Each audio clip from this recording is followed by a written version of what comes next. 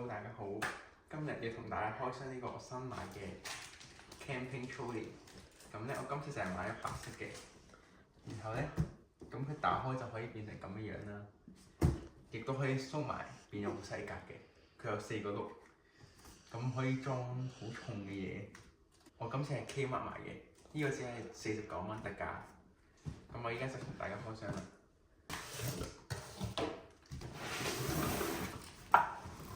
呢個基本上就係焗車，好似有啲大嚿啊！個轆點解咁大嘅？各位觀眾，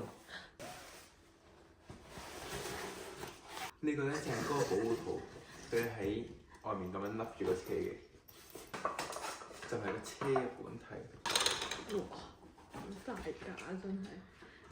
咁大家可唔可以？各位兄弟，可唔可以坐落去睇下有幾大？然之後呢度佢仲有塊板咧，我估應該係俾你擺嘢嘅，擺喺下面。係冇錯。唔該，同我帶各位兄弟過嚟睇下車入邊嘅內容。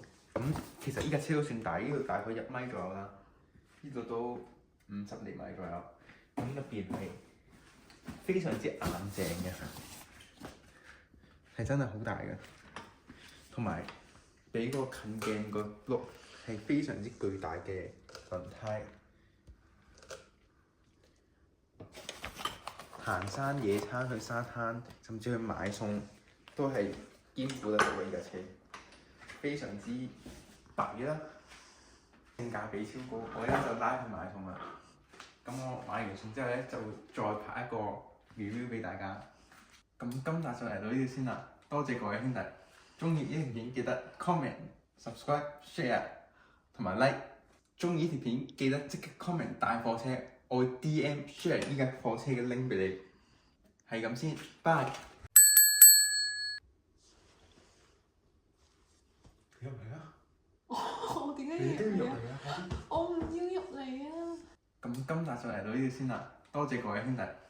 對依架車有興趣咧，即刻 comment 大貨車，我喺 comment 會我中意呢條片記得即刻 comment 大貨車。我會 DM share 依架貨車嘅 link 俾你。